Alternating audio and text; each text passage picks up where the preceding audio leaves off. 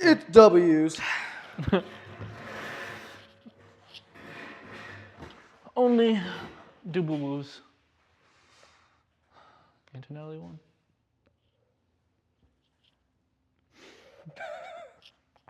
And we're not spilling this again today. I did already spill it a little bit, but that's besides the point. Bruh, not again. It wasn't as much, okay? It was like a little bit. And I rubbed it on.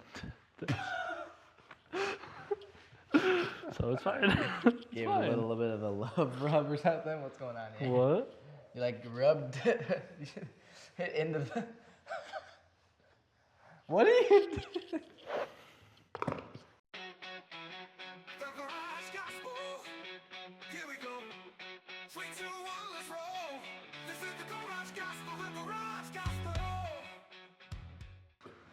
Ladies and gentlemen, we're back. What's up? And we won. We won. We won. We won.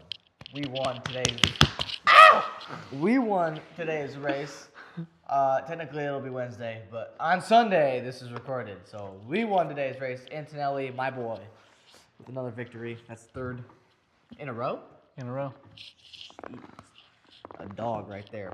Sienna did that. His first one, he won the two after Senna? that. Senna? Not Sienna. Wow. Senna did that. And one other person did that. They said that at the beginning of the race. Yep. Senna and Schumacher were the only ones There we go. to do that. And now Antonelli. Now him. He's here. Right Foreshadow? Subtle there. foreshadowing? I think so. I never made that video. What? I never made the video of the subtle foreshadowing. Oh, that's unfortunate.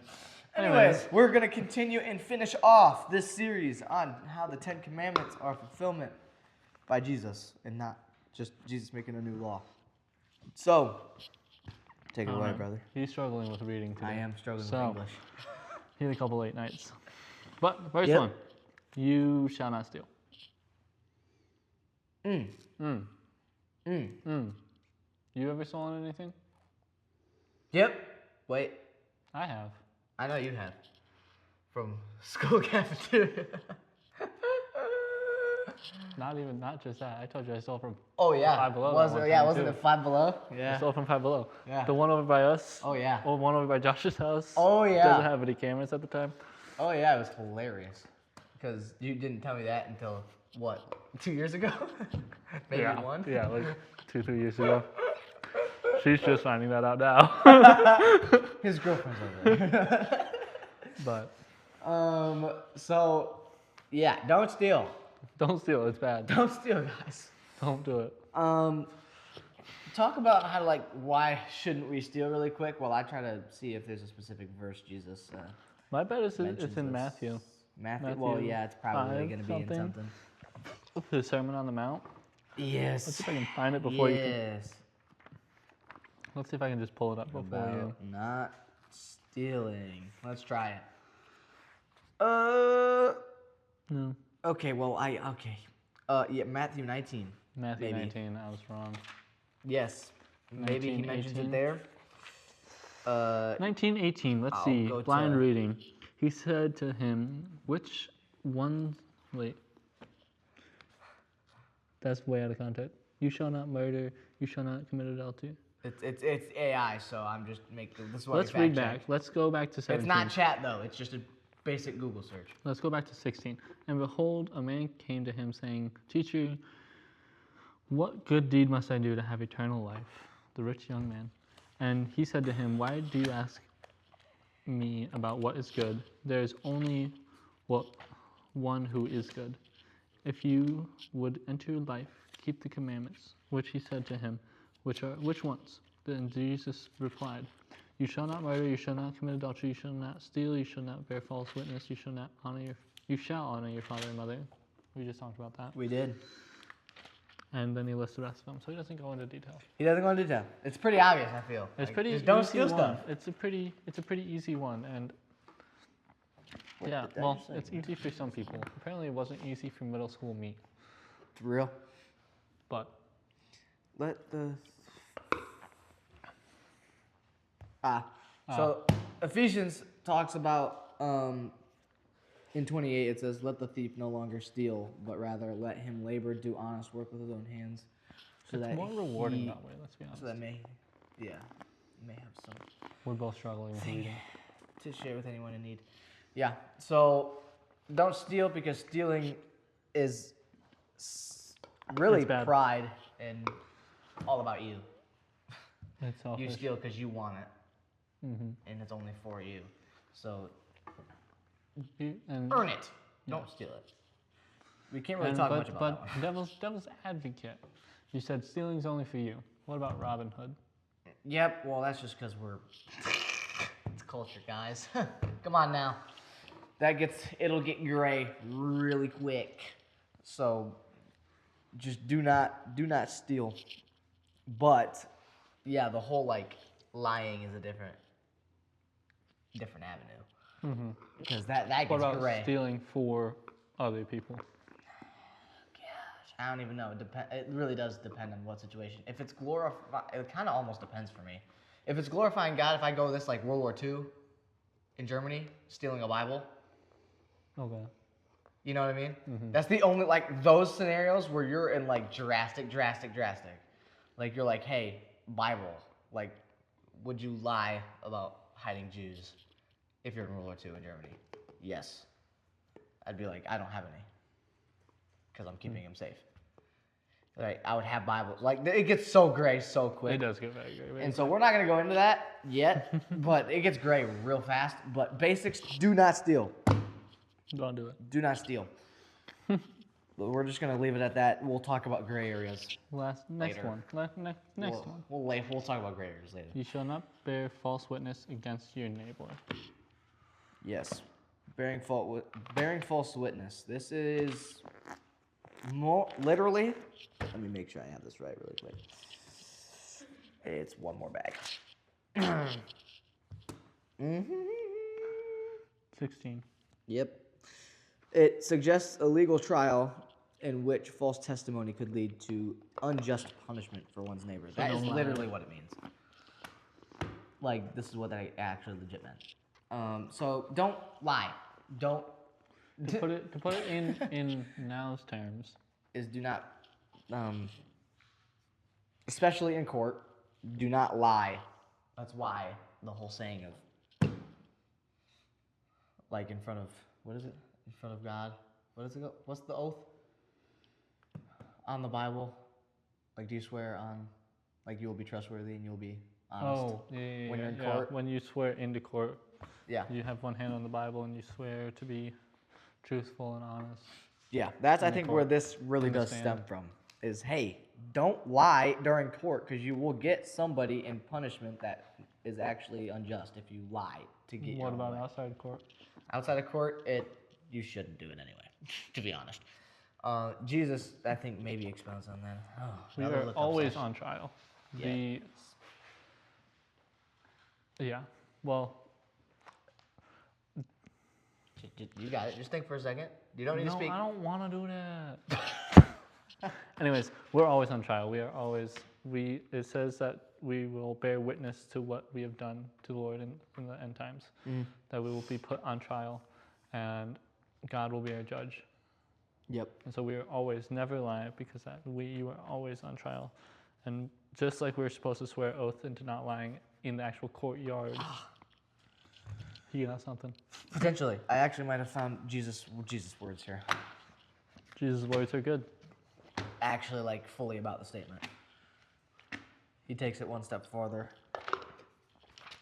If I can Is it, make it. where Matthew? We're going to try two. We're going to try two of them. We're going to try five. Matthew 5. We're going to try Yep. 5. What does it say? 33. Wow. So I flipped one page farther, actually. Is this accurate? Yep. Sort of. But seek first the Yeah, kingdom right of here. God and Again, you have heard that it is said to those of old, you shall not swear falsely, bear false witness, but shall perform to the Lord what you have sworn.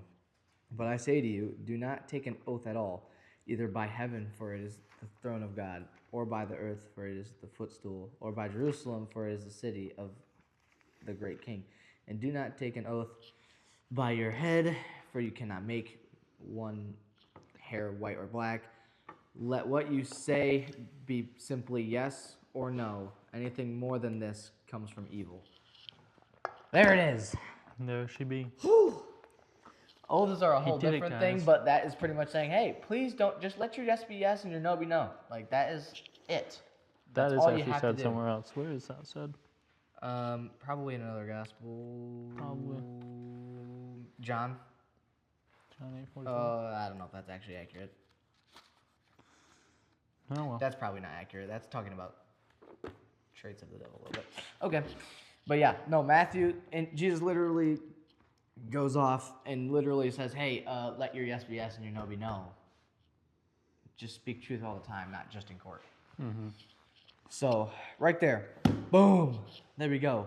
Answer numero 2 for the day. From Jesus. Again, he's fulfilling it. That is what it says. That is where it says it in Matthew 5:37. Perfect. Simply let your yes be yes and your no be no. Yep. So, bang, Jesus is still proving he's the fulfillment of these commandments. He's the fulfillment of the law. He brings it another step deeper. He says, hey, actually, no, let's attack the root of where these problems come from, which is where the sin lies, not just the action. So, continuing to further the point. Next one. Next one. All right. You shall not covet your neighbor's house. You shall not covet your neighbor's wife, or male servant, or female servant, or his ox, or his donkey, or anything that is your neighbor's. All right, let's read my study Bible description. While the previous 4 commandments focus on actions committed or words spoken, the 10th commandment warns against allowing the heart to covet anything that is your neighbor's. We'll get to that in a second. Coveting may cause a person to murder, steal, or lie in order to obtain the desired thing, but coveting values a particular thing over trusting and obeying the Lord as the provider. It also breaks the first commandment. That's interesting. Yeah. I've never read that one before. That's interesting. So in that actual verse, it is saying, hey, I'm going to look up what covet means just so that I'm right, because, it's that kind of a day for me. I'm a little bit tired. I want to make sure I have the definitions down. To covet means to strongly or inordinately desire something that belongs to someone else, often wrongfully. So, the example that's usually given is wanting your neighbor's wife a lot. So that means, don't worry. This is pretty much saying, hey, don't worry about what your neighbors have. They have what they have, and you have what you have. Don't want what they have, because the Lord has already given to you stuff. He's already trusting you with stuff. That is your stuff. You take care of that, and then the Lord will provide. Mm-hmm. Bingo. Any thoughts on that while I look up another thing? It's a lot of searching today. Normally, I'm the one doing it. Anyways, yeah, yes, the main one is not wanting your neighbor's wife, but also it's kind of not wanting their life in general, like their house and everything like that. Not being like, oh, their house is really nice because you have a house. Be grateful for that house because someone wants that. Like someone is always wanting what you have, and by just wanting what the next thing is, it's not wrong to want the next thing, but it's wrong to not be thankful for what you already have. And wow, it's this kind of day for me too. Yep. We're gonna see if this search is right. Yeah, it's kind of just greed. Yep. Just wanting the next thing. Yep. And doing anything in your power. This is also another thing that leads to murder. Like you want their house, you want this, you want that, so you're gonna take action and take them out so you can have it. For sure. Ooh.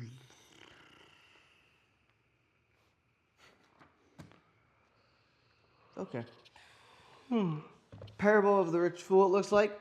Someone in the crowd said to him, "Teacher, tell my brother to divide the inheritance with me." But he said to him, "Man, who made me a judge or an please, better English? Arbitrator. Yep, over you. And he said to them, "Take care and be on guard against all covetousness." Well, it's probably wrong saying, but it's okay.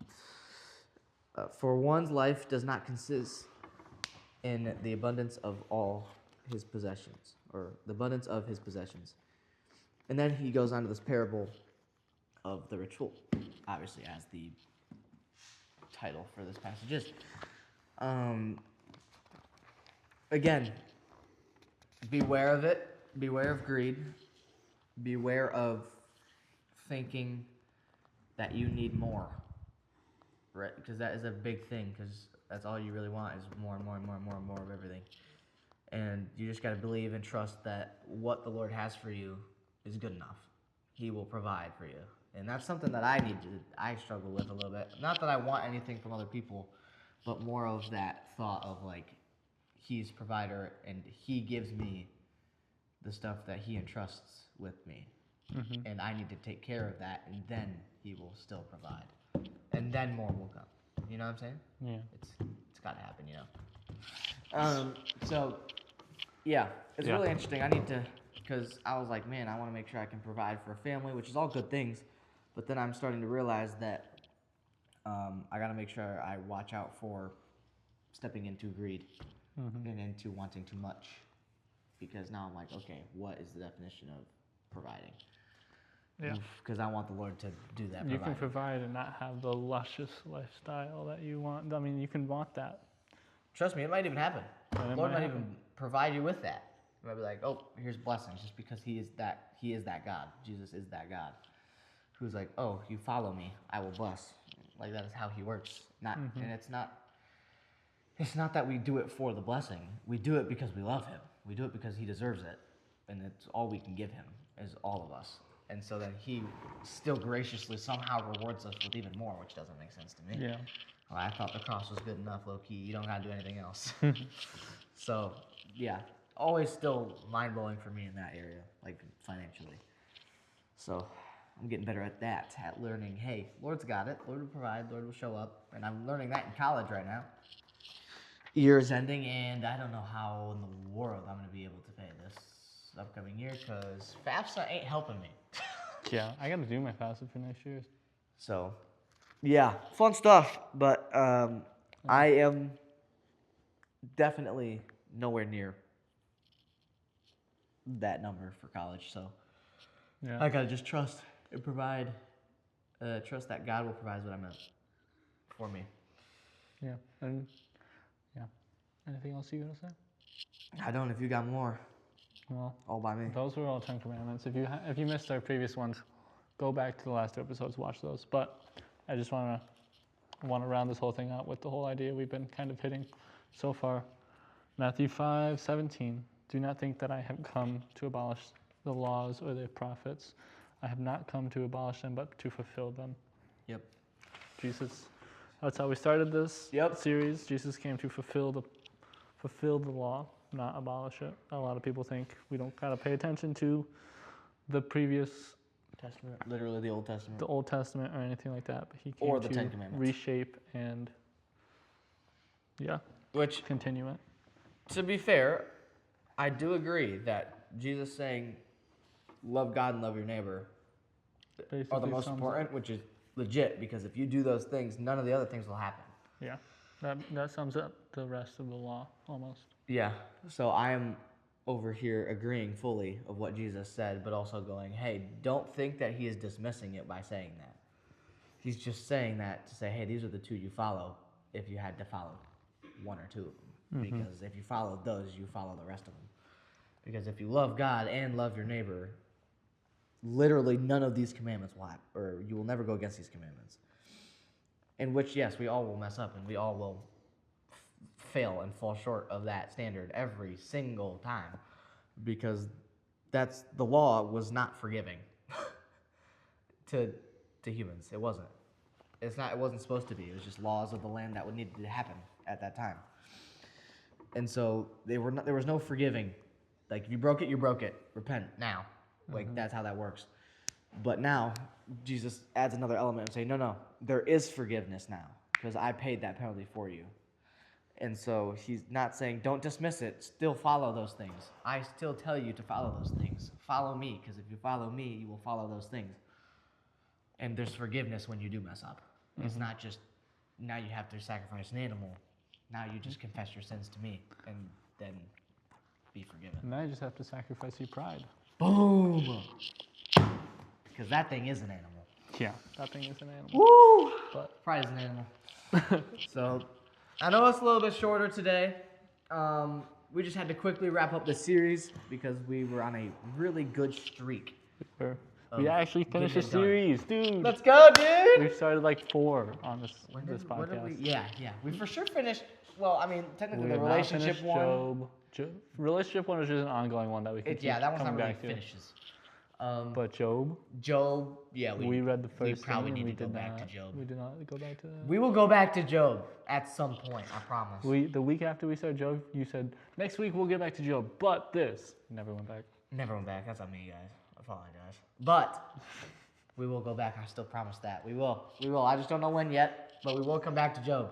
Job is wonderful. Job is an awesome learning experience. Yeah. So, Yeah. Well, Anyways, thanks for watching. Happy Mother's yeah. Day. It's Oh, almost yeah. Make sure you get something for your mother. because this is on Wednesday, and then that next Sunday is Mother's Day. Yeah. Treat your mothers. See you guys. Bye.